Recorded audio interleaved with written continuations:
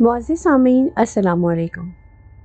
پیش خدمت ہے انوار علیگی کا مشہور ناول بچھو، جسے میں آپ سب کے سامنے پیش کر رہی ہوں شیطان کی چیلی کے نام سے۔ آپ سب سے گزارش ہے کہ میری ویڈیوز کو زیادہ سے زیادہ لائک اور شیئر کر کے میری حوصلہ افزائی کیجیے تاکہ میں اسی طرح اچھی اچھی کہانیاں آپ کے پیش خدمت کر سکوں۔ اس نے فوراً اپنی پلکیں جھپکائیں۔ سوچا یہ اس کا وہم ہے، جو کچھ دیکھ رہا ہے فریب نظر ہے۔ رشا ملوک کو فوراً ہی خطرے کا احساس ہو گیا۔ اس نے آنکھیں کھول کر ساحل عمر کی طرف دیکھا۔ اتنے غور سے کیا دیکھ رہے ہیں؟ اس کے لہجے میں پریشانی تھی۔ دیکھ تو خیر میں تمہیں رہا تھا، لیکن اس وقت تمہاری پیشانی پر مجھے وہ منحوس نظر آ رہا ہے۔ یہ کیسے ہو سکتا ہے؟ یہ کہہ کر رشا ملوک نے فوراً اپنی پیشانی پر ہاتھ رکھا۔ اس کے ہاتھ رکھتے ہی وہ غائب ہو گیا۔ یہاں تو کچھ نہیں۔ رشا ملوک نے اپنی پیشانی پر اچھی طرح ہاتھ پھیر کر دکھایا۔ جب اس نے اپنا ہاتھ نیچے کیا تو وہ ساحل عمر کو وہیں بیٹھا نظر آیا۔ وہ اس کی پیشانی کا جھومر بنا ہوا تھا۔ رشا ملوک نے ساحل عمر کی آنکھوں میں دیکھا تو اسے وہاں پریشانی نظر آئی۔ رشا ملوک نے اپنی آنکھوں سے سوال کیا۔ ساحل نے اپنی آنکھیں بند کر کے دھیرے سے گردن ہلائی، جس کا مطلب تھا کہ وہ ابھی اسے دیکھ رہا ہے۔ رشا ملوک نے اپنی پیشانی پر ہاتھ لے جانا چاہا تو ساحل نے اس کا ہاتھ روک دیا۔ تعویذ چھونے کا خیال اس کے دل میں پیدا ہو چکا تھا۔ اس نے کوٹ کے بٹن کھول کر تعویذ کو اندر ہی اپنے ہاتھ میں تھاما تو فوراً ہی آواز سنائی دی، لاحول پڑھو۔ یہ سنتے ہی ساحل نے فوراً لاحول پڑھی تو وہ بچھو رشا ملوک کی پیشانی سے اس طرح غائب ہوا جیسے گدھے کے سر سے سینگ۔ ساحل یہ اندازہ نہ کر پایا کہ بچھو کی موجودگی اس کا وہم تھا یا حقیقت۔ جو بھی تھا ضرور کچھ نہ کچھ۔ اگر کچھ نہ ہوتا تو اسے لاحول پڑھنے کو نہ کہا جاتا۔ اب اسے اندازہ ہو گیا تھا کہ یہ شیطانی قوتیں مسلسل اس کے پیچھے لگی ہوئی ہیں۔ ان طاغوتی قوتوں نے اسے فریب کے جال میں پھنسایا ہوا تھا۔ وہ چاہتی تھیں ساحل کسی طرح چین نہ پائے، اور دوسری طرف اس بستی کے رمز شناس، اس بستی کے مالک سمار ملوک کی کوشش تھی کہ وہ قرار پائے، اسے یہاں ہر طرح کا آرام اور سکون میسر آئے۔ ایک چین رشا ملوک کی صورت میں اس کے سامنے بیٹھا تھا۔ اس نے سوچا کہ اب کچھ وقت کے لیے سب کچھ بھول جائے، سب کو بھول جائے، بس رشا ملوک کو یاد رکھے، رشا ملوک کا ہو جائے، اسے قرار دے کر خود بھی قرار پائے۔ تب وہ کرسی سے اٹھ کھڑا ہوا۔ اس نے بڑی نرمی سے رشا ملوک کا ہاتھ تھاما اور مخمور نگاہوں سے سجی ہوئی سیج کو دیکھنے لگا۔ پھر وہ وقت آیا جو ہر بیٹی کے باپ پر آتا ہے، اس کی ماں پر آتا ہے۔ رشا ملوک کی ماں عروا صبح سے روئے جا رہی تھی۔ اس کی آنکھوں کے آنسو تھمتے ہی نہ تھے۔ اس بستی کا رمز شناس رشا ملوک کا باپ اپنی بیوی کو روتے ہوئے دیکھ رہا تھا اور خاموش تھا۔ وہ کیا کہتا، وہ کیا کرتا، وہ خود رو رہا تھا۔ یہ اور بات تھی کہ اس کے آنسو کسی کو دکھائی نہ دے رہے تھے، وہ آنسو اندر ہی اندر کہیں دل پر گر رہے تھے۔ رشا ملوک کی رخصتی مکمل ہو چکی تھی۔ اب وہ چند الفاظ باقی تھے جو رخصتی سے پہلے سمار ملوک نے رشا ملوک سے کہنے تھے۔ اس کے بعد چاند کے پیالے میں بھرا وہ مشروب رشا ملوک کو پلا دیا جانا تھا۔ تب سمار ملوک نے عروا کو اشارہ کیا۔ اشارہ پا کر عروا نے میز پر رکھا چاندی کا پیالہ اٹھایا اور اپنے شوہر کے برابر آ کر کھڑی ہو گئی۔ رشا ملوک سامنے کرسی پر بیٹھی تھی۔ اس کی آنکھیں آنسوؤں سے بھری تھیں اور سر جھکا ہوا تھا۔ تب رشا ملوک کا باپ سمار ملوک اس سے گویا ہوا، اے رشا ملوک، اب وقت رخصت ہے۔ تو اچھی طرح جانتی ہے کہ ہماری حالت کیا ہوگی، ہمارے دل پر کیا گزرتی ہوگی۔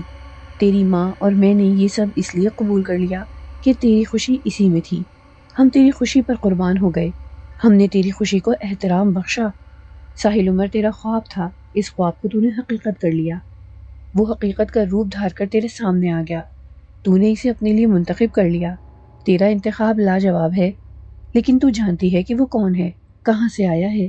خیر، جب تو نے اسے اہم جانا تو وہ ہمارے لیے بھی قابل احترام ہوا۔ ویسے بھی وہ اس بستی کا نجات دہندہ ہے، اس بستی کا محسن ہے۔ اے رشا ملوک، اب تو جان لے کہ تجھے ساحل کی دنیا میں جانا ہے۔ تیرے پاس کتنا وقت ہے تو جانتی ہے۔ یہ بات بھی تو اچھی طرح جانتی ہے کہ تیرے لیے یہ وقت کے خالق سے لیا گیا ہے، اور یہ کام بابا صاحب نے کیا ہے۔ جب وقت پتھر ہونے لگے تو سمجھ لینا کہ اب تیرا وقت پورا ہوا۔ پھر تو جانتی ہے کہ تجھے کیا کرنا ہوگا، تو جانتی ہے نا؟ ہاں بابا، جانتی ہوں، اچھی طرح جانتی ہوں۔ اس کی آواز میں لرزش تھی۔ بس پھر رشا ملوک تو ہم سے رخصت ہو، وقت تیرا حامی و ناصر ہو۔ سمار ملوک نے چاندی کا پیالہ اپنی بیوی عروہ سے لے لیا اور اسے رشا ملوک کی طرف بڑھاتے ہوئے بولا، لے یہ پی لے، الوداع رشا ملوک، الوداع میرے باپ۔ رشا ملوک نے ڈبڈبائی آنکھوں سے سمار ملوک کو دیکھا، الوداع میری ماں۔ اس کے آنسو اب آنکھوں میں ٹھہر نہ سکے، روتے روتے اس نے وہ مشروب پیا اور پھر اٹھ کر اپنے بستر پر لیٹ گئی۔ بازغر نے رات ہی کو آگاہ کر دیا تھا کہ کل صبح ہی صبح آپ کا سفر شروع ہو جائے گا۔ ساحل تیار ہو کر بیٹھا تھا اور بازغر کا انتظار کر رہا تھا۔ کچھ دیر بعد دروازے پر دستک ہوئی۔ دروازہ اندر سے بند نہ تھا۔ اس نے بلند آواز میں کہا، کون ہے؟ آ جاؤ۔ جب دروازہ کھولا تو اسے دروازے پر عروہ نظر آئی۔ اس کے ہاتھ میں ایک چاندی کا پیالہ تھا۔ عروہ کے پیچھے سمار ملوک تھا اور سمار ملوک کے بعد بازغر نظر آیا۔ ساحل عمر عروہ کو دیکھ کر فوراً احتراماً کھڑا ہو گیا۔ سمار ملوک نے نزدیک آ کر اسے بیٹھنے کا اشارہ کیا۔ ساحل کرسی پر دوبارہ بیٹھ گیا۔ سمار ملوک اور عروہ برابر برابر اس کے سامنے کھڑے ہو گئے، جبکہ بازغر ان دونوں کے پیچھے کھڑا ہو گیا۔ اے ساحل عمر، تمہارے جانے کی تیاریاں مکمل ہیں۔ رشا ملوک تمہاری منتظر ہے۔ مجھے تم سے زیادہ کچھ نہیں کہنا، بس اتنا کہوں گا کہ رشا ملوک کا خیال رکھنا۔ وہ دور دیس جا رہی ہے اور وہاں تمہارے سوا اس کا کوئی اور نہیں۔ اس بستی کا بچہ بچہ تمہارا احسان مند ہے۔ یہاں کے لوگ تمہیں کبھی بھول نہ پائیں گے۔ ہمارا تو ذکر ہی کیا، تم تو ہمارے دل میں بس گئے ہو اور ہمیشہ بسے رہو گے۔ پھر سمار ملوک عروہ سے مخاطب ہو کر بولا، لاؤ یہ پیالہ مجھے دو۔ عروہ نے مشروب سے بھرا پیالہ سمار ملوک کے ہاتھ میں دے دیا اور رخصتی نگاہوں سے ساحل کو دیکھنے لگی۔ لو ساحل، یہ مشروب پی لو اور ہم سے رخصت ہو جاؤ، وقت تمہاری نگہبانی کرے۔ ساحل نے ہاتھ بڑھا کر وہ پیالہ سمار ملوک سے لے لیا اور پیالے میں بھرے مشروب کو غور سے دیکھنے لگا۔ وہ سرخ رنگ کا نہایت خوشبودار مشروب تھا۔ اس نے خاموشی سے اس پیالے کو ہونٹوں سے لگا لیا اور پھر تیزی سے مشروب اپنے حلق میں اتارنے لگا۔ الوداع اے ساحل عمر، الوداع، سمار ملوک نے بڑے رقت آمیز لہجے میں کہا۔ ساحل عمر نے اس الوداع کا جواب دینا چاہا، لیکن وہ باوجود کوشش کے کچھ بول نہ سکا۔ اس کی آنکھیں بند ہونے لگیں۔ چند لمحوں بعد وہ اپنے ہوش سے بیگانہ ہو گیا اور اس سے پہلے کہ وہ کرسی سے لڑک کر فرش پر گرتا، بازغر نے بہت تیزی سے آگے بڑھ کر اسے سنبھال لیا۔ پھر بازغر نے اس کے بازو میں اپنی گردن ڈال کر اسے کرسی سے اٹھا لیا۔ سمار ملوک آگے بڑھا۔ دونوں نے مل کر اسے بآسانی بستر پر لٹا دیا۔ ساحل اب مکمل بے ہوش ہو چکا تھا۔ پھر جب ساحل کو ہوش آیا تو اس نے خود کو ایک خیمے میں پایا۔ اس نے اچھی طرح آنکھیں کھول کر خیمے کا جائزہ لیا۔ یہ وہی خیمہ تھا جس میں جھیل سیف الملوک کے کنارے اس نے رات گزاری تھی۔ خوبصورت چاندنی رات، جھیل پر رشا ملوک کی آمد، اسے سب کچھ یاد آ گیا۔ اس رات جب وہ چاندنی رات میں ٹہل ٹہل کر تھک گیا اور چاندنی بے نور ہونے لگی تو وہ خیمے میں آ کر لیٹ گیا۔ دو کمبل اوڑھ کر جب اس نے آسودگی سے پاؤں پھیلائے تو پھر نیند نے اسے آغوش میں لیتے دیر نہ کی۔ اس وقت وہ اس خیمے میں تھا۔ اس نے دو کمبل اوڑھے ہوئے تھے اور اسی طرح لیٹا تھا جس طرح وہ سونے سے پہلے لیٹا تھا۔ یہ کیا ہوا؟ اس کے دل میں سناٹا اترنے لگا۔ کیا اس نے یہ سب خواب میں دیکھا ہے؟ اتنا حسین اور طویل خواب؟ اس کی تو رشا ملوک سے شادی ہو گئی تھی، پھر وہ کہاں گئی؟ کیا ان لوگوں نے اس کے ساتھ دھوکہ کیا ہے؟ یہ شادی فراڈ تھی؟ اس کی سمجھ میں کچھ نہیں آ رہا تھا۔ پھر اس نے اپنے اوپر سے کمبل اتار کر پھینکا۔ اپنے لباس پر نظر ڈالی تو یہ وہی لباس تھا جو اس نے شادی کی رات پہنا تھا۔ اگر یہ سب خواب تھا تو پھر لیٹے لیٹے لباس کس طرح تبدیل ہو گیا؟ تب اس کی نظر گلے میں پڑی اس انگوٹھی پر پڑی جو سمار ملوک نے شادی کی رات اسے بخشی تھی۔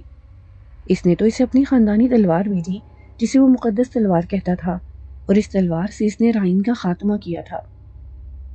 تب اسے فوراً ہی تلوار کا دستہ نظر آیا۔ اس نے کمبل ہٹایا۔ تلوار بستر پر اس کے پہلو میں موجود تھی۔ اب اس نے سوچا کہ تلوار موجود ہے، گلے میں انگوٹھی پڑی ہے، جسم پر شادی والا لباس موجود ہے، تو پھر یہ خواب نہیں ہو سکتا۔ اگر یہ خواب نہیں ہے تو پھر رشا ملوک کہاں ہے؟ کیا سمار ملوک نے رشا کو روک کر اسے دھکا دلوا دیا؟ اسے خیمے میں لا ڈالا گیا؟ لیکن یہ تو بدعہدی ہے، وہ لوگ ایسے نہ تھے۔ اسے خیمے سے باہر نکل کر دیکھنا چاہیے کہ باہر کیا جگہ ہے، اس کا خیمہ کہاں نصب ہے۔ اس خیال کے آتے ہی وہ گھٹنوں کے بل چلتا خیمے کے پردے کے نزدیک آ گیا۔ اس نے جوتے پہن کر خیمے کی ڈوریاں کھولیں اور پھر تیزی سے باہر آ گیا۔ یہ وہی مقام تھا جہاں اس نے رات گزاری تھی۔ اب صبح ہو رہی تھی، جھیل پر اب بھی سناٹا تھا۔ پھر جب اس نے چاروں طرف نظریں گھما کر دیکھا تو اپنے خیمے کے پیچھے ایک اور خیمے کو پایا۔ اس کا اپنا خیمہ سرخ رنگ کا تھا، جبکہ اس کے پیچھے والا خیمہ سبز رنگ کا۔ اس خیمے میں کون ہے؟ اس کے دل میں خوشی سی جاگی۔ وہ دوڑ کر اپنے خیمے کے پیچھے گیا۔ اس نے جلدی جلدی خیمے کی ڈوریاں کھولیں اور پھر فوراً ہی پردے کے دونوں پٹ الٹ دیے۔ سامنے جو کچھ تھا اسے دیکھ کر ساحل حیران رہ گیا۔ حیرت سے زیادہ اسے خوشی ہوئی۔ خوشی کیوں نہ ہوتی، سامنے رشا ملوک جو بیٹھی تھی۔ وہ اسے دیکھ کر بے اختیار مسکرائی اور گہری نظروں سے دیکھتے ہوئے بولی، کیا ہوا؟ کچھ نہیں ہوا، اگر تم نہ ملتی تو پھر ضرور کچھ ہو جاتا۔ وہ گردن ہلا کر بولا۔ کیا ہو جاتا؟ میں پاگل ہو جاتا۔ ساحل اس کا ہاتھ پکڑتے ہوئے بولا۔ واقعی آپ میرے لیے پاگل ہو جاتے؟ رشا ملوک خوشگوار حیرت سے بولی، جیسے اسے یقین نہ آیا ہو۔ ہاں واقعی، اس میں اتنی حیرت کی کیا بات ہے؟ اتنی محبت کرتے ہیں مجھ سے؟ یہ بھی کوئی پوچھنے کی بات ہے؟ ہاں کیوں نہیں، یہ پوچھنے کی بات بھی ہے اور کہنے کی بات بھی ہے۔ گویا میں یہ کہوں کہ مجھے تم سے پیار ہے۔ ہاں کہیں، ایسا سننا اچھا لگتا ہے۔ اور کہنا؟ اس نے پوچھا۔ کہنے سے زیادہ سننا اچھا لگتا ہے۔ اس کی آنکھوں میں شرم اترنے لگی، اس کی آنکھیں جھکنے لگیں۔ اور اگر سامنے والا بھی یہی چاہے تو میں اسے ایسا سناؤں گی کہ زندگی بھر یاد رکھے گا۔ اس کے لہجے میں شرارت تھی۔ اچھا، ساحل عمر اس کی ذومعنی بات سن کر مسکرائے بنا نہ رہ سکا۔ وہ باتیں کرتے جھیل کے کنارے آ گئے۔ صبح ہو رہی تھی، سردی اپنے عروج پر تھی۔ پہاڑوں پر بادل دھوئیں کی صورت نظر آ رہے تھے۔ چاند مان پڑ چکا تھا، مشرق سے اجالا پھوٹتا ہوا محسوس ہو رہا تھا۔ ٹھنڈی اور تازہ ہوا کے زور پر لہریں لیتا جھیل کا پانی۔ اس وقت ایسا حسین منظر تھا، ایسا دلکش سما تھا کہ ساحل کے دل پر سکون کی شبنم سی گرنے لگی تھی۔ اے رشا، ذرا یہ بتاؤ کہ یہ جھیل کتنی گہری ہے؟ ساحل نے سوال کیا۔ مجھے کیا معلوم، تمہاری آنکھوں جتنی گہری تو ہوگی، وہ کہہ کر مسکرایا۔ مجھے کیا پتا، تمہیں نہیں معلوم؟ حیرت ہے، کیا تم اس رات جھیل میں نہائی نہیں تھی؟ کیا آپ نے دیکھا تھا؟ وہ چونک کر بولی۔ ضرور دیکھتا، لیکن تمہاری سہیلیوں نے اتنا ڈرایا تھا کہ اندھا ہونے کی ہمت نہ کر پایا۔ بہت اچھا کیا، ورنہ تمہاری آنکھوں کو نقصان پہنچ جاتا۔ رشا ملوک، ایک بات بتاؤ، تمہاری بستی کہاں ہے؟ ساحل نے پہاڑوں کی طرف اشارہ کیا۔ کیا ان پہاڑوں کے پیچھے؟ میں نہیں جانتی کہ میری بستی کہاں ہے، وہ کھوئے ہوئے انداز میں بولی۔ اب اگر ہم وہاں جانا چاہیں تو کیا نہیں جا سکتے؟ ساحل نے سوال کیا۔ نہیں، ہرگز نہیں، وہ دو ٹوک لہجے میں بولی۔ کیوں آخر؟ سوال ہوا۔ میری بستی گم ہو گئی، میرا اس سے رابطہ منقطع ہو گیا، وہ ماضی کا حصہ بن گئی۔ میں تمہاری بستی میں زیادہ دن نہیں رہا، لیکن جتنے دن بھی رہا وہاں کی یادیں میرے دل پر نقش ہیں۔ میں تمہارے والدین کو، تمہاری سہیلی مویا کو، بابا سائق اور بازغر کو، کسی کو نہیں بھول سکوں گا۔ بہت اچھے لوگ تھے، بہت پیارے لوگ تھے۔ وہ بستی بادل تھی اور وہ لوگ پانی تھے۔ بارش برس چکی، بادل چھٹ چکے، اب آسمان پر کچھ نہیں، سب وقت کی دھند میں گم ہو گئے۔ وہ بہت سنجیدگی سے بول رہی تھی، اس کی آواز کانپ رہی تھی۔ پھر اس نے ساحل کی طرف دیکھا اور اس کے کندھے پر سر رکھ دیا۔ اب میں آپ کی دنیا میں ہوں اور آپ جیسی ہوں۔ آؤ پھر سامان سمیٹو، چلو یہاں سے، تمہاری دنیا، تمہارا گھر تمہیں آواز دے رہا ہے۔ ہاں چلیں، رشا ملوک نے خوشی بھرے لہجے میں کہا۔ جھیل سیف الملوک سے انہوں نے ناران تک کا سفر کیا۔ ایک رات ناران میں رہے، دوسرے دن کاغان پہنچے، ایک رات وہاں قیام کیا۔ پھر راستے میں جو قابل دید مقامات آتے گئے، ان کی سیر کرتے ہوئے مری کا رخ کیا۔ ناران اور جھیل سیف الملوک دیکھنے کے بعد مری آنکھوں میں بالکل نہ جچا۔ یوں لگا جیسے کسی سرسبز وادی سے نکل کر اجاڑ جگہ پر آ گئے ہوں۔ وہاں ایک رات سے زیادہ قیام نہ کیا اور دوسرے دن مری سے اسلام آباد پہنچے۔ پورا دن گھوم پھر کر رات پنڈی کے ایک ہوٹل میں قیام کیا اور دوسرے دن ٹرین میں سوار ہو کر کراچی کی طرف روانہ ہو گئے۔ جوں جوں کراچی نزدیک آتا جا رہا تھا، ساحل عمر کا دل جوش اور ولولے سے بھرتا جا رہا تھا۔ اپنے شہر سے نکلے ہوئے اسے کافی عرصہ ہو چکا تھا۔ جانے اماں کا کیا حال ہوگا، وہ اس کی شدت سے منتظر ہوں گی۔ واپسی کے سفر میں اس نے کئی بار سوچا بھی کہ گھر فون کر کے اماں کو مطلع کر دے کہ وہ کراچی پہنچ رہا ہے، لیکن پھر کچھ سوچ کر رہ جاتا۔ اچانک پہنچنے میں جو بات ہے وہ مطلع کر کے پہنچنے میں کہاں؟ اماں کے لیے تو وہ دوہری خوشی لے کر جا رہا تھا، ایک تو وہ خود جا رہا تھا، دوسرے اپنے ساتھ ایک ایسی ہستی کو لے جا رہا تھا جس کی آس میں وہ زندگی کی سانسیں گن رہی تھیں۔ وہ رشا ملوک کو دلہن کے روپ میں دیکھیں گی تو کس قدر خوش ہوں گی، کہیں ایسا نہ ہو کہ وہ خوشی سے مر ہی جائیں۔ ساحل عمر انہیں خوش تو دیکھنا چاہتا تھا لیکن مارنا نہیں چاہتا تھا۔ وہ چاہتا تھا کہ اماں رشا ملوک کے ساتھ ایک طویل عرصے تک رہیں۔ بالآخر ٹرین دھیمی ہونے لگی، کراچی آ گیا تھا۔ ساحل جلدی سے برتھ سے اٹھ کر کھڑا ہو گیا، وہ تیزی سے سامان سمیٹنے لگا۔ رشا ملوک اسے حیرت سے دیکھنے لگی تو وہ بولا، رشا ملوک شہر آ گیا۔ اس کے لہجے میں بے پناہ خوشی تھی۔ اچھا، یہ سن کر وہ بھی خوش ہو گئی۔ گاڑی کے پلیٹ فارم پر رکتے ہی دھڑا دھڑ قلی اندر آنے لگے۔ ساحل کے پاس زیادہ سامان نہ تھا لیکن اتنا کم بھی نہ تھا کہ وہ خود اٹھا کر اسٹیشن سے باہر نکل آتا۔ راستے میں اس نے خاصی شاپنگ کی تھی۔ اس کے پاس 2 بڑے سوٹ کیس تھے اور ایک بڑا بیگ تھا۔ اس نے قلی کر لیا۔ قلی سامان اٹھا کر چلنے لگا تو ساحل عمر رشا ملوک کا ہاتھ پکڑ کر ڈبے سے نکل آیا۔ پہلے وہ خود پلیٹ فارم پر اترا، پھر اس نے سہارا دے کر رشا ملوک کو نیچے اتار لیا، پھر وہ ساتھ ساتھ چلنے لگے۔ جب وہ کراچی کینٹ کی گیٹ کی سیڑھیاں اتر رہے تھے تو سامنے ذرا فاصلے پر واسم ایک ٹیکسی میں ابھی سوار ہوا تھا۔ ٹیکسی چلنے ہی والی تھی کہ اچانک اس کی نظر ساحل عمر پر پڑی۔ وہ بری طرح چونک گیا۔ اس کے جسم میں زبردست بجلی کا سا جھٹکا لگا۔ اس نے ٹیکسی والے کا ہاتھ پکڑ کر اسے رکنے کا اشارہ کیا۔ اس کی نظریں سامنے جمی ہوئی تھیں۔ وہ بہت غور سے ساحل عمر کو دیکھ رہا تھا۔ ساحل اکیلا نہ تھا، اس کے ساتھ ایک بے حد حسین لڑکی بھی تھی۔ صاف پتہ چل رہا تھا کہ وہ ساحل کی بیوی ہے۔ اس نے شادی کر لی تھی اور اس وقت شاید وہ ہنی مون منا کر واپس آ رہے تھے۔ ساحل کو دیکھ کر واسم جیسے جی اٹھا تھا۔ اس کا رواں رواں خوشی سے سرشار تھا۔ آج صبح ہی صبح اس کے ہاتھ زبردست خبر لگ گئی تھی۔ وہ برکھا کو یہ خبر سنا کر اسے خوش کر دے گا۔ وہ ٹیکسی میں بیٹھا۔ اس وقت تک ساحل عمر اور رشا ملوک کو دیکھتا رہا جب تک وہ ٹیکسی میں بیٹھ کر اس کے سامنے سے گزر نہیں گئے۔ ان کے جانے کے بعد واسم اپنے ٹیکسی والے سے بولا، چلو استاد۔ صاحب جی، کیا اس ٹیکسی کے پیچھے جانا ہے؟ ٹیکسی والے نے واسم کو مسکرا کر دیکھا۔ او، بڑے استاد ہو، تم نے اندازہ لگا لیا کہ میں نے تمہیں کیوں روکا؟ واسم نے کہا، سر جی، ہم بھی اسی شہر میں رہتے ہیں، دن رات ہر طرح کے بندوں سے واسطہ پڑتا ہے۔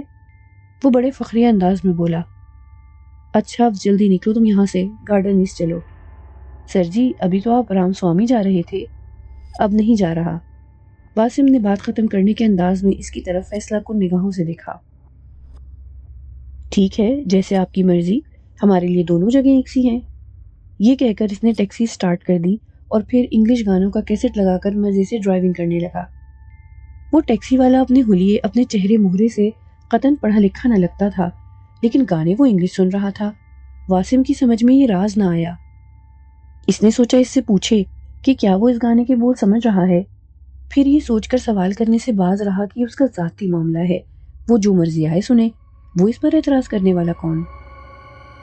برکھا کے بنگلے پر گاڑی رکوا کر اس نے کرائے کی ادائیگی کی تو ٹیکسی والے نے پیسے لے کر کھڑکی سے باہر منہ نکالا اور بڑی سنجیدگی سے بولا، سر جی، آپ کو یہ کیسٹ کیسا لگا؟ یار، میں انگلش تھوڑی بہت جانتا ہوں، یہ انگلش گانے تو میری بالکل سمجھ میں نہیں آتے۔ تو سر جی، مجھے کون سی انگریزی آتی ہے، مجھے ان گانوں کا میوزک پسند ہے، بس اس لیے سنتا ہوں۔ وہ ہنس کر بولا۔ پھر اس نے اپنی گردن اندر کی، گاڑی سٹارٹ کی اور یہ جا وہ جا۔ واسم اس کی گاڑی کو حیرت سے دیکھتا رہ گیا۔ عجیب شخص تھا۔ پھر وہ برکھا کے بنگلے کی طرف متوجہ ہوا۔ گیٹ حسب معمول بند تھا۔ اس وقت دن کے 11 بج رہے تھے۔ ہوا ٹھنڈی تھی اور دھوپ میں زیادہ تیزی نہ تھی۔ موسم تبدیل ہو رہا تھا۔ واسم نے گیٹ کے نزدیک پہنچ کر اس کے درمیانی خلا سے اندر دیکھا۔ جہاں تک وہ دیکھ سکتا تھا وہاں تک اسے کوئی نظر نہ آیا۔ تب اس نے کال بیل کے بٹن پر ہاتھ رکھا، اسے 3 مرتبہ وقفے سے بجایا۔ برکھا اپنے بیڈ پر براجمان تھی اور کسی سے ٹیلی فون پر محو گفتگو تھی۔ گھنٹی کی آواز سن کر اس نے ٹیلی فون ہولڈ کرایا اور پھر گیٹ کی طرف جانے کی بجائے ورشا کے کمرے کی طرف گئی۔ ورشا کے کمرے کا دروازہ کھلا تھا۔ وہ آرام سے لیٹی رسالہ پڑھ رہی تھی۔ ورشا، ذرا دیکھو گیٹ پر کون ہے؟ وہ دروازے پر کھڑی ہو کر بولی، میں ٹیلی فون پر بات کر رہی ہوں۔ ٹھیک ہے ممی، آپ بات کیجئے، میں دیکھتی ہوں۔ یہ کہہ کر ورشا فوراً کھڑی ہو گئی۔ ابھی ورشا گیٹ کے نزدیک نہ پہنچی تھی کہ ایک مرتبہ پھر بیل بجی۔ اس نے جلدی جلدی قدم بڑھائے اور پھر گیٹ کے نزدیک پہنچ کر گیٹ کے درمیانی خلا سے باہر جھانکا۔ سامنے ہی واسم کھڑا تھا۔ ورشا نے واسم کو دیکھ کر فوراً ہی گیٹ کھول دیا۔ گیٹ پر ورشا کو دیکھ کر اس نے ادب سے سلام کیا اور پھر پوچھا، برکھا جی ہیں؟ ہاں ہیں، اپنے کمرے میں ہیں، ورشا نے گیٹ بند کرتے ہوئے کہا۔ کیا میں وہاں چلا جاؤں؟ وہ فون پر کسی سے بات کر رہی تھیں، اب کر چکی ہوں گی۔ ٹھیک ہے۔ یہ کہہ کر واسم برکھا کے کمرے کی طرف بڑھ گیا اور ورشا اپنے کمرے کی طرف چلی گئی۔ واسم نے برکھا کے کمرے میں قدم رکھا تو وہ اس وقت ریسیور رکھ چکی تھی۔ واسم کو دیکھ کر چونکی، اس کے چہرے کو بغور دیکھا۔ واسم کا چہرہ غیر معمولی طور پر تمتمایا ہوا تھا۔ اس کے چہرے سے خوشی پھوٹی پڑتی تھی۔ واسم، تو بہت خوش نظر آ رہا ہے، خیر تو ہے؟ برکھا نے اسے گہری نظروں سے دیکھتے ہوئے کہا۔ برکھا جی، بالکل خیر ہے، میں آپ کے لیے ایک زبردست خبر لایا ہوں۔ خبر سنا؟ خبر سنائے گا تو پتہ چلے گا کہ خبر کیسی ہے۔ برکھا جی، ایسی خبر ہے کہ آپ سن کر مجھے انعام دیے بنا نہ رہیں گی۔ اچھا خبر سنا، کہیں ایسا نہ ہو کہ الٹا تجھ کو جرمانہ پڑ جائے، برکھا نے ہنس کر کہا۔ سوال ہی نہیں پیدا ہوتا برکھا جی، وہ بڑے یقین سے بولا۔ میں اس وقت کینٹ اسٹیشن سے آ رہا ہوں، ایک دوست کے لیے سیٹ ریزرو کروانے گیا تھا۔ جب میں واپسی کے لیے ٹیکسی میں بیٹھ چکا اور ٹیکسی چلنے ہی والی تھی کہ میری ان پر نظر پڑ گئی۔ برکھا جی، بس چند لمحوں کا فرق تھا، اگر میری ٹیکسی آگے بڑھ گئی ہوتی تو میں کتنی بڑی خبر سے محروم ہو جاتا۔ جانتی ہیں برکھا جی میں نے اسٹیشن پر کس کو دیکھا؟ واسم، بس اب بہت ہو گئی، اب تو راہ راست پر آ جا، سیدھی طرح خبر سنا۔ کون تھا وہ؟ ساحل عمر۔ واسم نے بڑی آہستگی سے اس کا نام لیا۔ کون؟ کیا کہا؟ برکھا کے جسم میں جیسے بجلی سی بھر گئی، وہ بستر پر فوراً سیدھی ہو کر بیٹھ گئی۔ واسم، تو نے کس کو دیکھا؟ ساحل عمر صاحب کو۔ واسم نے پرزور لہجے میں ساحل کا نام دہرایا۔ تب برکھا بیڈ سے اتر کر اس کے نزدیک آ گئی اور اپنے زور زور سے دھڑکتے دل پر قابو پاتے ہوئے بولی، واسم، کیا تو ٹھیک کہہ رہا ہے؟ تجھے کوئی دھوکہ تو نہیں ہوا؟ نہیں برکھا جی، میری آنکھوں نے جو کچھ دیکھا وہ صحیح دیکھا، وہ ساحل ہی تھے اور وہ اکیلے نہ تھے۔ کون تھا اس کے ساتھ؟ ان کے ساتھ ایک بے حد حسین لڑکی تھی، جیسے کوئی ابلا پری۔ جس انداز سے وہ ان کے ساتھ چل رہی تھی، اس سے ظاہر ہوتا تھا جیسے وہ ان کی بیوی ہے۔ اوہ، ساحل عمر نے شادی کر لی؟ برکھا پر جیسے بجلی گر پڑی۔ واسم، یہ تو بہت برا ہوا۔ جتنی خوشی ساحل عمر کی آمد کی خبر سن کر ہوئی تھی، اتنی ہی تکلیف اس کی شادی کی خبر سن کر ہوئی ہے۔ واسم، تو نہیں جانتا کہ یہ کتنی بری خبر ہے، اس خبر نے میری ساری امیدوں پر پانی پھیر دیا۔ برکھا جی، یہ تو بہت برا ہوا۔ واسم کا منہ لٹک گیا۔ اس میں تیرا کیا دوش؟ اچھا بتا، کیا تیری ورشا سے کوئی بات ہوئی؟ نہیں برکھا جی، میں نے انہیں کچھ نہیں بتایا۔ بس پھر اب تو جا اور میری کال کا انتظار کر۔ ٹھیک ہے برکھا جی، میں جاتا ہوں۔ یہ کہہ کر وہ مڑا اور بوجھل قدموں سے دروازے سے نکل گیا۔ اس کے جانے کے بعد بھی وہ گمسم کھڑی رہی۔ اس خبر نے اسے اندر سے ہلا کر رکھ دیا تھا۔ پھر اس نے سوچا، یہ ممکن ہے خبر غلط ہو، یہ ضروری تو نہیں کہ اس کے ساتھ آنے والی لڑکی اس کی بیوی ہی ہو، یہ اچانک وہ شادی کہاں سے کر لایا؟ پھر وہ ورشا کے کمرے کی طرف چل دی۔ اس کی ٹانگیں لرز رہی تھیں اور دماغ میں آندھیاں سی چل رہی تھیں۔ ساحل نے اپنے گھر کے سامنے پہنچ کر ٹیکسی روکنے کا اشارہ کیا۔ ٹیکسی سے اترتے ہوئے اس کے دل کی دھڑکن اچانک تیز ہو گئی۔ وہ ریشا سے مخاطب ہو کر بولا، آؤ ریشا ملوک، اترو، تمہارا گھر آ گیا۔ آ گیا میرا گھر؟ وہ بے اختیار خوش ہو کر بولی اور پھر فوراً ہی ٹیکسی سے اتر آئی۔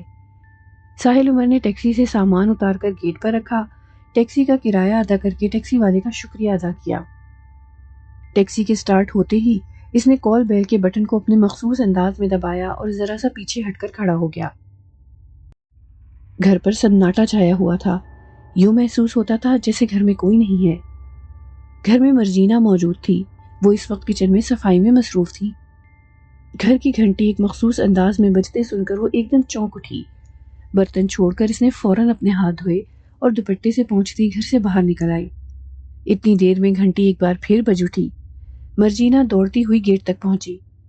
اس نے جلدی جلدی گیٹ کھولا اور پھر وہ گیٹ پر ساحل کو کھڑا دیکھ کر مسرت سے چیخ اٹھی۔ ساحل اسے دیکھ کر مسکرا رہا تھا۔ صاحب جی آپ؟ ہاں میں، ساحل نے اسے دیکھتے ہوئے کہا۔ پھر وہ مڑ کر ریشا ملوک سے مخاطب ہوا۔ ریشا ملوک، یہ مرجینا ہے، میں تمہیں اس کے بارے میں بتا چکا ہوں، اس نے ہمارا گھر سنبھالا ہوا ہے۔ ریشا ملوک نے بڑی دلچسپی سے مرجینا کو دیکھا اور اسے دیکھ کر نرمی سے مسکرائی۔ اب مرجینا نے ریشا ملوک کی طرف توجہ کی اور جھجکتے ہوئے انگلی سے اشارہ کر کے بولی، صاحب جی یہ مرجینا پہچانو؟ یہ کون ہے؟ میں نے پہچان لیا تو اچھا کیا، ہمیں اندر آنے کا راستہ تو دو۔ ساحل عمر گیٹ میں داخل ہوتے ہوئے بولا، پھر اس نے سامان اٹھا کر گیٹ کے اندر رکھا۔ مرجینا نے گیٹ اندر سے بند کر دیا اور ساحل عمر سے مخاطب ہو کر بولی، صاحب جی آپ اندر چلیں، میں سامان اٹھا کر لاتی ہوں۔ نہیں تم ہمارے ساتھ آؤ، سامان یہی رہنے دو، خاصا وزنی ہے، میں آ کر لے جاؤں گا۔ اچھا یہ بتاؤ اماں کہاں ہیں؟ ساحل نے آگے بڑھتے ہوئے پوچھا، کیا انہوں نے میری گھنٹی کی آواز نہیں سنی؟ نہیں صاحب جی، وہ سو رہی ہیں، جب سے آپ گئے ہیں ان کی طبیعت ٹھیک نہیں رہتی، خاصی دبلی ہو گئی ہیں، آج بھی ان کی طبیعت ٹھیک نہیں تھی، ناشتہ کرنے کے بعد اپنے کمرے میں جا کر سو گئی، مرجینا نے بتایا۔ کوئی بات نہیں، اب میں آ گیا ہوں، ان کی طبیعت منٹوں میں ٹھیک کر دوں گا، ساحل نے چٹکی بجا کر کہا۔ اچھا مرجینا یہ تو بتاؤ یہ کون ہے؟ بتاؤں صاحب جی، یہ ہماری مالکن ہے، مرجینا نے ریشا ملوک کی طرف دیکھتے ہوئے کہا۔ اللہ کتنی پیاری ہے۔ پھر ایک دم جیسے اسے کچھ یاد آیا، ارے یہ تو تصویر والی ہیں۔ تصویر والی؟ ساحل نے سوالیہ انداز میں پوچھا۔ آپ نے ان کی تصویر نہیں بنائی تھی کیا؟ صاحب جی وہ تصویر جو آپ کے بیڈ روم میں لگی ہوئی تھی، مرجینا نے بتایا۔ ہاں مرجینا تم نے ٹھیک پہچانا، میں وہی ہوں، ساحل کی بجائے ریشا ملوک نے جواب دیا۔ اوہ کتنی اچھی آواز ہے ہماری مالکن کی، مرجینا خوش ہو کر بولی۔ اچھا مرجینا تم انہیں میرے کمرے میں لے کر چلو، انہیں دلہن بنا کر بیڈ پر بٹھاؤ، میں اماں کو اٹھا کر لاتا ہوں، ساحل عمر گھر میں داخل ہو کر بولا۔ جی صاحب ٹھیک ہے۔ مرجینا نے ریشا ملوک کو فوراً دلہنوں کی طرح تھام لیا اور دھیرے دھیرے بیڈ روم کی طرف بڑھی۔ ساحل نے اماں کے کمرے کی طرف رخ کیا۔ اماں کے کمرے کا دروازہ کھلا ہوا تھا، وہ اندر داخل ہوا۔ اماں بیڈ پر ایک ہلکا سا کمبل اوڑے لیٹی تھی، ان کا چہرہ کھلا ہوا تھا اور آنکھیں بند تھی۔ مرجینا نے ٹھیک کہا تھا، وہ واقعی دبلی ہو گئی تھی، ان کا چہرہ ذرا سا نکل آیا تھا۔ وہ چند لمحوں تک اماں کا چہرہ غور سے دیکھتا رہا، پھر اس نے دھیرے سے ان کی آنکھوں پر اپنا ہاتھ جما دیا۔ تب اماں نے اپنے دونوں ہاتھ اس کے ہاتھ پر رکھ کر ہٹانے کے لیے زور لگایا، پھر اچانک ہی انہیں احساس ہوا کہ یہ تو ساحل کا ہاتھ ہے۔ انہوں نے ایک مرتبہ پھر اس کے ہاتھ پر اپنا ہاتھ پھیرا اور گلوگیر آواز میں بولی، میرے بچے، میرے ساحل۔ ساحل نے فوراً اپنا ہاتھ ان کی آنکھوں سے ہٹا لیا اور ان کے پاس ان کے سامنے بیٹھ گیا۔ اماں اسے دیکھتے ہی اٹھ کر بیٹھ گئی جیسے تنے مردہ میں جان پڑ گئی ہو۔ انہوں نے اسے لپٹا لیا اور رو پڑی، میرے ساحل تم کہاں چلے گئے تھے؟ اماں رونے کی نہیں ہو رہی، ساحل نے ان کی آنکھوں کے آنسو اپنی انگلی سے صاف کرتے ہوئے کہا، میں آپ کے لیے ایک زبردست خوشخبری لے کر آیا ہوں۔ ہے جلدی بتاؤ۔ اماں کے چہرے پر ایک دم رونق آ گئی۔ بتاؤ نہیں دکھاؤ، ساحل اٹھتا ہوا بولا۔ آئیے میرے کمرے میں چلیں۔ ساحل نے اماں کا ہاتھ پکڑ لیا اور پھر وہ دھیرے دھیرے اپنے بیڈ روم کی طرف بڑھا۔ اتنی دیر میں مرجینا ریشا ملوک کو بیڈ پر بٹھا کر دوپٹہ اڑا چکی تھی، اس نے ریشا ملوک کا چہرہ گھونگھٹ میں چھپا دیا تھا۔ ساحل عمر اپنے کمرے کے دروازے پر پہنچ کر رکا، دروازے پر مرجینا کھڑی تھی، اس نے اماں کو دیکھ کر خوشی سے نعرہ لگایا، اماں جی آپ کو مبارک ہو، یہ کہہ کر وہ سامنے سے ہٹ گئی۔ اب ان کی نظر بیڈ پر پڑی، انہوں نے بیڈ پر کسی کو گھونگھٹ نکالے بیٹھے دیکھا۔ یہ منظر دیکھنے کے لیے تو وہ ایک عرصے سے آرزومند تھیں۔ وہ ساحل عمر سے ہاتھ چھڑا کر بیڈ کی طرف لپکیں اور پھر بیڈ پر بیٹھ کر ریشا ملوک کا گھونگھٹ الٹنے لگی، پھر وہ گھونگھٹ الٹتے الٹتے رک گئیں۔ ابھی آئی، یہ کہہ کر وہ کمرے سے نکل گئیں، پھر فوراً ہی واپس آئیں تو ان کی آنکھوں پر چشمہ لگا ہوا تھا اور ہاتھ میں زیور کا ایک ڈبہ تھا۔ اماں نے دوبارہ بیڈ پر بیٹھ کر ریشا ملوک کا گھونگھٹ اٹھایا اور دھیرے دھیرے الٹ دیا۔ وہ اس کی شکل دیکھتے ہی سبحان اللہ پکار اٹھی، پھر جب انہوں نے اس کے چہرے پر غور کیا تو ایک دم پکار اٹھی، ارے یہ تو تصویر والی دلہن ہے۔ ریشا ملوک نے آنکھیں کھول کر اماں کو دیکھا، پھر بڑی مترنم آواز میں بولی، ہاں اماں میں وہی ہوں۔ ماشاء اللہ، خوب ہو، اللہ تمہیں نظر بد سے بچائے، اماں نہال ہوتے ہوئے بولی۔ انہوں نے جانے کب سے ایک سونے کا سیٹ بنوا کر رکھا ہوا تھا، وہ سیٹ انہوں نے بڑے چاؤ سے ساحل کی دلہن کو پہنایا اور پھر چٹ چٹ اس کی بلائیں لیں۔ اور جب یہ اطلاع ناصر مرزا اور مسعود آفاقی تک پہنچی تو وہ دونوں بے قرار ہو کر اسی وقت اس کے گھر پہنچ گئے۔ وہ دونوں سخت غصے میں تھے۔ ایک تو غصہ یہ تھا کہ وہ ایسا غائب ہوا کہ اس نے پلٹ کر اپنے بارے میں اطلاع بھی نہ دی کہ کہاں ہے، بس ایک فون اماں کو کیا اور بس۔ دوسرے خاموشی سے دلہن لے آیا، کسی کو کانوں کان ہوا بھی نہ لگنے دی۔ ان دونوں کو غصہ کرتے دیکھ کر اماں بھی ان کی ہمنوا بن گئیں۔ ہاں بھیا تم ٹھیک کہہ رہے ہو۔ پھر جب ساحل عمر نے ان دونوں کو گھر سے نکل کر گھر واپس آنے تک کی حدات تو سنا دی تو ان کا غصہ ٹھنڈا ہوا، لیکن شادی کے معاملات سے دستبردار ہونے کے لیے وہ پھر بھی تیار نہ تھے۔ ان دونوں نے مل کر منصوبہ بنایا اور اس معاملے میں اماں نے بھرپور ساتھ دیا۔ ہم اس شادی کو نہیں مانتے، یہ شادی دوبارہ ہوگی، مسعود آفاقی نے فیصلہ سنایا۔ ہاں اور کیا بھیا، ایسی شادی کا کیا فائدہ جس میں اپنے شریک ہی نہ ہوئے؟ اماں نے ان کے فیصلے سے اتفاق کیا۔ اچھا بھائی ٹھیک ہے، جیسے تم لوگوں کی مرضی۔ بالآخر ساحل عمر نے ہتھیار ڈال دیے۔ بس پھر کیا تھا، دونوں دوستوں نے شادی کے انتظامات سنبھال لیے۔ کسی نے ہال بک کروایا، کسی نے کھانے کا انتظام کیا، کسی نے شادی کے جوڑے سلوائے، کسی نے زیورات بنوائے۔ ان دنوں اماں کی حالت تو دیکھنے والی تھی، ان کی خوشی کا کوئی ٹھکانہ نہ تھا، ہر کام میں خوب بڑھ چڑھ کر حصہ لے رہی تھی، ادھر سے ادھر بھاگی پھرتی تھیں، یوں محسوس ہوتا تھا جیسے پھر سے جوان ہو گئی ہوں۔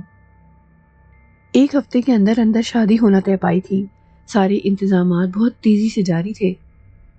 ساحل کو واپس آئے 3 دن ہو چکے تھے کہ اس دن عجیب واقعہ پیش آیا۔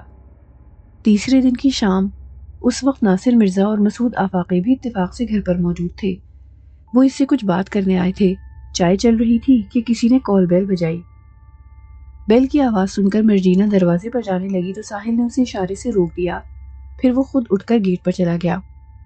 گیٹ کھولا تو ساحل عمر سامنے کھڑے شخص کو دیکھتا رہ گیا، تہبند اور کرتا پہنے، ہاتھ میں لاٹھی لیے، سرخ و سفید چہرہ، لمبی سفید داڑھی، آنکھیں کھلی ہوئی مگر بے نور، آنکھوں کی پتلیاں نہ تھیں، اس کے باوجود ان کے چہرے پہ اتنا نور تھا، ان کی شخصیت میں اتنی کشش تھی کہ آدمی انہیں دیکھتا تھا تو پھر نظر اٹھانے کو جی نہیں چاہتا تھا۔ ساحل عمر کی بھی انہیں دیکھ کر عجیب حالت ہو گئی، زبان گنگ ہو گئی۔ بھائی کیا یہ ساحل عمر کا گھر ہے؟ آنے والے نے انتہائی نرم لہجے میں پوچھا۔ ان کی آواز سن کر ساحل عمر ایک دم چونک اٹھا، یہ آواز مانوس سی لگی، لیکن فوراً اسے یاد نہ آیا کہ یہ آواز اس نے کہاں سنی ہے۔ اس نے بڑے مؤدبانہ لہجے میں کہا، جی یہ میرا گھر ہے، میں ساحل عمر ہوں۔ بھائی میں موسیٰ خان ہوں، لوگ مجھے حافظ موسیٰ کہتے ہیں، انہوں نے اپنا تعارف کروایا۔ ان کا نام سن کر ساحل عمر کی خوشی کا کوئی ٹھکانہ نہ رہا۔ ناصر مرزا کے توسط سے وہ حافظ موسیٰ کا خاصا ذکر سن چکا تھا، پھر ریشہ ملوک کی بستی تک اس نام نے اس کا پیچھا کیا، اس نام نے اسے تحفظ فراہم کیا، بابا سائق کے ذریعے حافظ موسیٰ کا بھجوایا ہوا تعویذ ملا۔ اس تعویذ نے کہاں کہاں اس کی مدد نہیں کی، اس کے دل میں تعویذ چھونے کا خیال پیدا ہوتا، وہ تعویذ پکڑتا تو ایک آواز سنائی دیتی جو مسئلے کا حل بتاتی۔ اوہ ہاں، اسے یاد آیا، یہ آواز تو حافظ موسیٰ کی ہی ہوتی تھی۔ ساحل نے جلدی سے آگے بڑھ کر حافظ موسیٰ کے دونوں ہاتھ چوم لیے اور بڑی عقیدت سے بولا، اعلیٰ حضرت آپ کی آمد میرے لیے کسی عید سے کم نہیں، آئیے اندر تشریف لائیے۔ حافظ موسیٰ نے پیچھے مڑ کر کسی سے کہا، اچھا بیٹا آپ جائیں، ہم صحیح ٹھکانے پر پہنچ گئے ہیں۔ ساحل عمر نے بڑی حیرت سے سامنے دیکھا، ادھر ادھر دائیں بائیں سب طرف دیکھا، مگر اسے وہاں آدم نہ آدم کی ذات کچھ نظر نہ آیا۔ پھر حافظ موسیٰ کس سے مخاطب تھے، یہ بات اس کی سمجھ میں نہ آئی تھی۔ چند لمحے وہ سڑک کی جانب دیکھتے رہے جیسے نظروں میں کسی کو رخصت کر رہے ہوں، پھر انہوں نے اپنی گردن سیدھی کی اور لاٹھی بجاتے ہوئے گیٹ میں داخل ہوئے۔ ساحل عمر نے جلدی سے گیٹ بند کیا اور آگے بڑھتے ہوئے حافظ موسیٰ کا ہاتھ تھام لیا۔ حافظ موسیٰ نے بڑی نرمی سے کہا، شکریہ بھائی، اس کی ضرورت نہیں، تم بس میرے آگے آگے چلو۔ یہ کہہ کر انہوں نے اپنا ہاتھ چھڑا لیا اور لاٹھی ٹیکتے ہوئے اس انداز میں چلنے لگے جیسے سب دکھائی دے رہا ہو۔ ساحل عمر نے گھر کے دروازے کے نزدیک پہنچ کر 2-4 تیزی سے قدم اٹھا کر جلدی سے گھر میں جانا چاہا تاکہ ناصر مرزا کو ان کی آمد کی اطلاع دے دے۔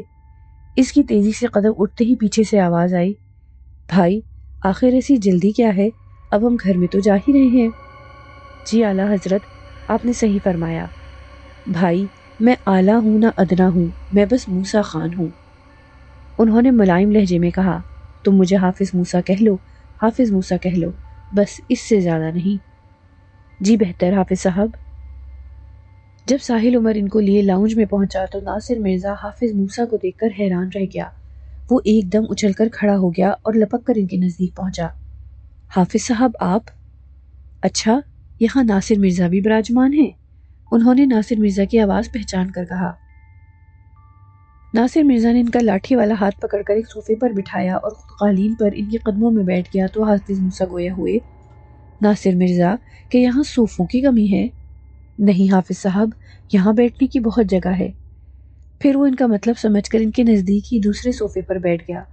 مسعود آفاقی انہیں بڑے غور سے دیکھ رہا تھا۔ ان کے بارے میں اس نے ناصر مرزا کے سوانی بہت کچھ سن رکھا تھا۔ اب اپنی آنکھوں سے دیکھا تو وہ اسے کسی اور دنیا کی مخلوق محسوس ہوئے۔ بھائی ہم یہاں اپنی امانت واپس لینے آئے ہیں، حافظ موسیٰ نے کہا۔ ان کی بات کسی کی سمجھ میں نہ آئی۔ ساحل عمر نے ناصر مرزا کو دیکھا۔ ناصر مرزا نے آنکھوں ہی آنکھوں میں ساحل عمر سے سوال کیا۔ مسعود آفاقی نے باری باری دونوں کی طرف دیکھا۔ ہر ایک کی نظر میں سوال تھا، جواب کسی کے پاس نہ تھا۔ ساحل عمر، حافظ موسیٰ براہ راست ساحل سے مخاطب ہوئے، بابا سائق نے تمہیں ہمارے نام سے کچھ دیا تھا؟ جی حافظ صاحب دیا تھا۔ ساحل عمر کو فوراً وہ تعویذ یاد آ گیا جو ابھی اس کے گلے میں پڑا تھا۔ بس بھائی ہم وہی لینے آئے ہیں، حافظ موسیٰ بولے۔ پھر تھوڑے سے توقف کے بعد ناصر مرزا کو مخاطب کیا، ناصر مرزا تم ساحل عمر کے گلے سے وہ تعویذ اتار کر ہمارے گلے میں ڈال دو۔ جی بہت بہتر۔ ناصر مرزا فوراً اٹھا، ساحل کے نزدیک پہنچا، اس کے گلے سے تعویذ نکال کر حافظ موسیٰ کے گلے میں ڈال دیا۔ انہوں نے اس تعویذ کو چھو کر دیکھا اور پھر بے اختیار مسکرائے۔ ناصر مرزا کو احساس ہوا کہ جیسے وہ کچھ بولیں گے، لیکن وہ کچھ نہ بولے۔ چند لمحوں بعد ان کے ہونٹوں سے وہ مسکراہٹ بھی غائب ہو گئی۔ بھائی وہ لڑکی کہاں ہے؟ حافظ موسیٰ اچانک گویا ہوئے۔ ساحل تم نے کمال کیا، اس بستی کا قیمتی ہیرا نکال لائے۔ وہ بڑے دل گردے کے لوگ ہیں، انہوں نے بھی تردد نہ کیا، راضی برضا اس لڑکی کو تمہارے ساتھ کر دیا۔ ساحل تمہیں وہ لڑکی مبارک ہو۔ کیا نام ہے اس کا؟ جی رشا ملوک، ساحل عمر نے بتایا۔ اچھا ہاں، جیسے انہیں اس کا نام یاد آ گیا ہو، رشا ملوک۔ بھائی رشا ملوک کو ازرع الملوک بناؤ، ہمیں نکاح کے چھوارے کھلاؤ، بھائی شادی کرو، ہم نکاح پڑھائیں گے اور نکاح سے پہلے ہم اسے ازرع الملوک بنائیں گے۔ یہ تو بہت خوشی کی بات ہے، اس سے بڑا اعزاز ہمارے لیے اور کیا ہو سکتا ہے، ساحل نے خوش ہو کر کہا۔ حافظ صاحب 4 دن بعد ساحل کی شادی ہے، میں آپ کو خود لینے آؤں گا، ناصر مرزا مؤدبانہ انداز میں بولے۔ بھائی ہمیں ڈھول ڈھمکوں سے کیا لینا، ہم تو ابھی آ گئے ہیں، اسے ازرع بنائیں گے، دونوں کا نکاح پڑھائیں گے، چھوارے کھائیں گے اور اپنے گھر کا راستہ لیں گے۔ حافظ موسیٰ نے اپنا سارا پروگرام بتا دیا۔ حافظ صاحب اس سے اچھی اور بات کیا ہو سکتی ہے، آپ تشریف رکھیں، میں ابھی چھواروں کا انتظام کرتا ہوں۔ یہ کہہ کر ناصر مرزا اٹھنے لگا۔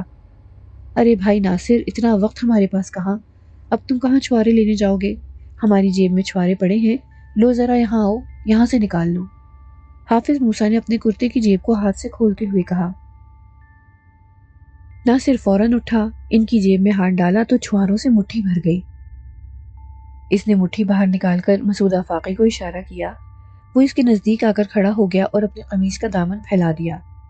ناصر مرزا نے اپنی بھری ہوئی مٹھی اس کے پھیلے ہوئے دامن میں کھول دی۔ اب دامن پھیلایا ہے تو ہمیں شرمندگی سے بچاؤ اور نکال لو چھوارے، حافظ موسیٰ نے بدستور اپنی جیب چوڑی کیے ہوئے کہا۔ ناصر مرزا کے ہاتھ موقع آ گیا، وہ مٹھی بھر بھر کر چھوارے نکال نکال کر مسعود آفاقی کے دامن میں ڈالنے لگا، یہاں تک کہ اس کا دامن چھواروں سے بھر گیا۔ اتنی دیر میں ساحل عمر ایک ٹرے کچن سے لے آیا، اس طرح وہ چھوارے ٹرے میں منتقل کر دیے گئے۔ سب حیران تھے کہ اتنی سی جیب میں اتنے ڈھیر سارے چھوارے کہاں سے نکل آئے۔ پھر حافظ موسیٰ نے ایک سفید چادر قالین پر بچھانے کے لیے کہا۔ ساحل نے فوراً حکم کی تعمیل کی۔ جب سفید چادر قالین پر بچھ گئی تو حافظ موسیٰ صوفے سے نیچے اتر آئے۔ وہ آلتی پالتی مار کر اطمینان سے چادر پر بیٹھ گئے، پھر بولے، لاؤ بھائی لڑکی کو بلاؤ، وہ کہاں ہے، اسے کلمہ پڑھائیں، نکاح پڑھائیں اور اپنے گھر کو جائیں۔ جی اچھا، ساحل نے کہہ کر بیڈ روم کی جانب بڑھا کے اتنے میں ٹیلی فون کی گھنٹی بجی۔ گھنٹی کی آواز سن کر حافظ موسیٰ کے کان کھڑے ہو گئے، ان کا چہرہ ایک دم سرخ ہو گیا۔ ساحل ٹیلی فون کا ریسیور اٹھانے ہی والا تھا کہ حافظ موسیٰ چیخ اٹھے، نہیں، ریسیور نہ اٹھانا۔ حافظ موسیٰ کی آواز اس قدر گرجدار تھی کہ ساحل عمر کا ہاتھ ریسیور پر جمع رہ گیا۔ اس نے بڑی حیرت سے حافظ موسیٰ کی طرف دیکھا، ان کا چہرہ ابھی تک غصے سے سرخ تھا۔ ٹیلی فون کی گھنٹی اب بھی بج رہی تھی، لیکن ساحل عمر ٹیلی فون سے دور ہو چکا تھا۔ 6-7 گھنٹیوں کے بعد ٹیلی فون خاموش ہو گیا، پورے گھر پر ایک سناٹا ستاری تھا۔ چند لمحوں بعد حافظ موسیٰ کے چہرے میں تبدیلی آئی، وہ تھوڑا سا مسکرائے، پھر بولے، ہاں بھائی جلدی کرو، لڑکی کو لے کر آؤ، اسے وضو کروا کر لانا۔ جی بہتر، ساحل نے کہا۔ اس کے دل میں سوال مچل رہا تھا، وہ پوچھنا چاہ رہا تھا کہ کس کا فون تھا اور انہوں نے ریسیور اٹھانے سے کیوں منع کیا، لیکن اس میں ہمت نہ ہوئی یہ سوال کرنے کی۔ وہ بیڈ روم کی طرف بڑھا۔ ساحل، تب حافظ موسیٰ نے آواز دی۔ ساحل جاتے جاتے رک گیا اور دھیرے سے بولا، جی بھائی، اس قدر بے قراری کیا ہے، اس کا فون دوبارہ آ جائے گا، میں یہ چاہتا ہوں کہ اس کے رابطے سے پہلے تمہارا بندھن مضبوط کر دوں۔ حافظ موسیٰ نے کہا، اسی میں تمہاری بھلائی ہے، جیسی آپ کی مرضی۔ ساحل کی سمجھ میں نہ آیا کہ وہ کیا کہنا چاہ رہے تھے۔ بہرحال اس نے اس مسئلے کو پس پشت ڈالا اور کمرے میں چلا گیا۔ اس نے اماں کو ہدایت کی، اماں رشا ملوک کو وضو کروا کر لاؤنج میں لے آئے۔ چند منٹ کے بعد اماں رشا ملوک کو لے کر لاؤنج میں داخل ہوئی۔ اماں اور رشا ملوک دونوں نے حافظ موسیٰ کو سلام کیا۔ سلام کا جواب دے کر حافظ موسیٰ نے اپنے سامنے بیٹھنے کا اشارہ کیا۔ رشا ملوک ان کے سامنے ادب سے بیٹھ گئی، سر پر دوپٹہ تھا اور سر جھکا ہوا تھا۔ حافظ موسیٰ نے اچانک ادھر ادھر گردن گھمائی جیسے کسی کی آمد کا احساس ہوا ہو، پھر وہ گویا ہوئے، ساحل عمر گھر کا دروازہ کھول دو، ہوا آنے دو بھائی۔ حافظ صاحب دروازہ باہر کا کھولوں یا اندر کا؟ ساحل نے وضاحت چاہی۔ بھائی اندر کا دروازہ کھولنا زیادہ بہتر ہوگا، حافظ موسیٰ نے اپنے مخصوص انداز میں جواب دیا۔ ساحل عمر نے اپنے گھر کا دروازہ کھول دیا اور پھر ان کے پاس آ کر بیٹھ گیا۔ ہاں رشا ملوک، اب وہ رشا ملوک سے مخاطب ہوئے۔ اپنا نام سن کر رشا ملوک نے اپنی پلکیں اٹھائیں، ایک لمحے کو حافظ موسیٰ کو دیکھا اور پھر آنکھیں جھکا لی۔ رشا ملوک، جو پوچھوں اس کا جواب دیتی جاؤ، سوال کا جواب دینے میں تم مکمل طور پر آزاد ہو۔ حافظ موسیٰ نے کہا، میں یہ پوچھنا چاہتا ہوں کہ کیا تم اپنی مرضی سے ساحل عمر کے ساتھ آئی ہو؟ جی بالکل، رشا ملوک نے بلا جھجک جواب دیا۔ تم جانتی ہو کہ ساحل کا مذہب کچھ اور ہے، تم لوگوں کا عقیدہ کچھ اور۔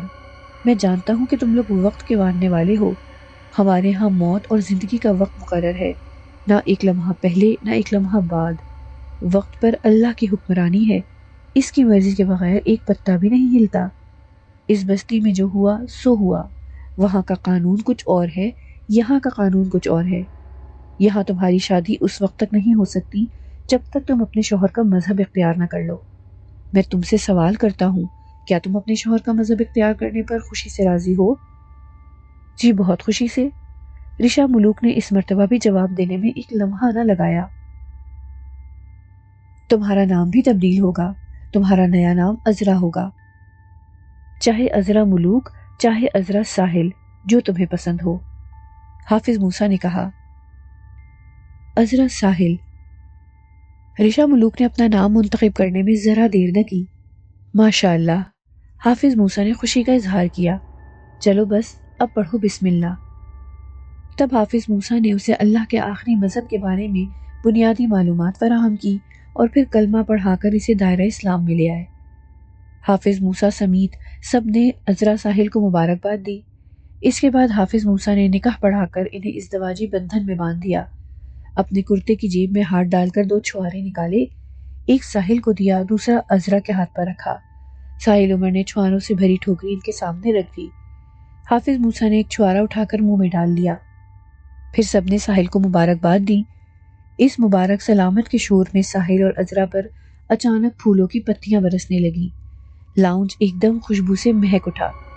سب حیران رہ گئے کہ یہ گلاب کی پھولوں کی ڈھیروں پتیاں اور خوشبو کہاں سے آئی۔ تم آخر باز نہیں آئے، اسی لیے تم لوگوں کو اندر نہیں بلا رہا تھا۔ اچھا چلو اب جاؤ۔ حافظ موسیٰ جانے کن لوگوں سے مخاطب تھے، نظر کوئی نہ آیا، نہ آتے ہوئے نہ جاتے ہوئے۔ کچھ دیر کے بعد موسیٰ خود بھی کھڑے ہو گئے اور ناصر مرزا سے مخاطب ہو کر بولے، چلو بھائی ناصر مرزا، ہمیں ہمارے ٹھکانے پر چھوڑاؤ۔ حافظ موسیٰ، ایسا کیسے ہو سکتا ہے؟ ہم آپ کو کھانا کھلائے بغیر نہیں جانے دیں گے۔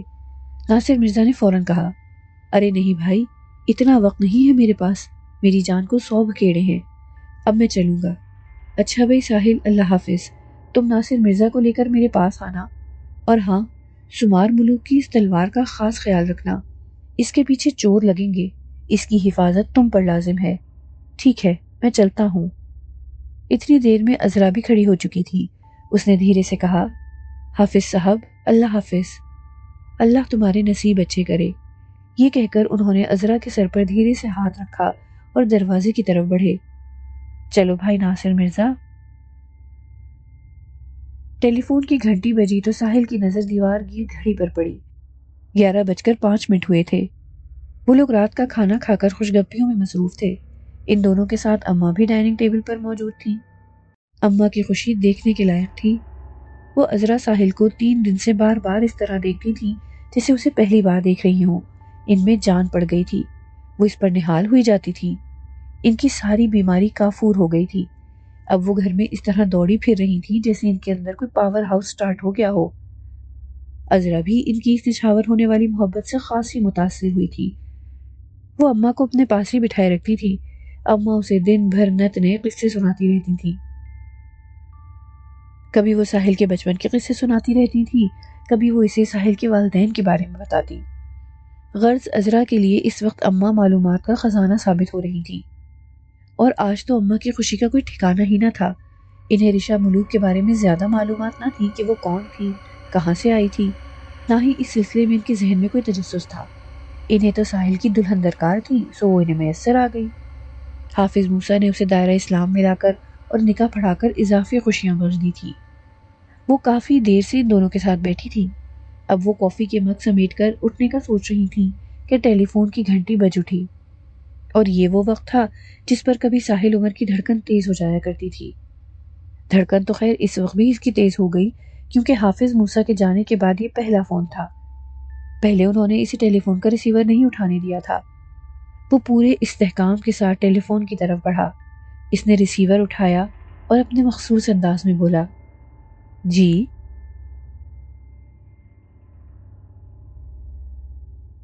آگے کیا ہوا، یہ جاننے کے لیے انتظار کیجیے کہانی کے اگلے حصے کا۔ اگر آپ کو ہماری کہانیاں پسند آ رہی ہیں تو ہمارا چینل ضرور سبسکرائب کریں، اور ساتھ ہی ساتھ بیل آئیکن کو بھی دبائیں تاکہ ہماری تمام کہانیاں آپ کو سب سے پہلے مل سکیں۔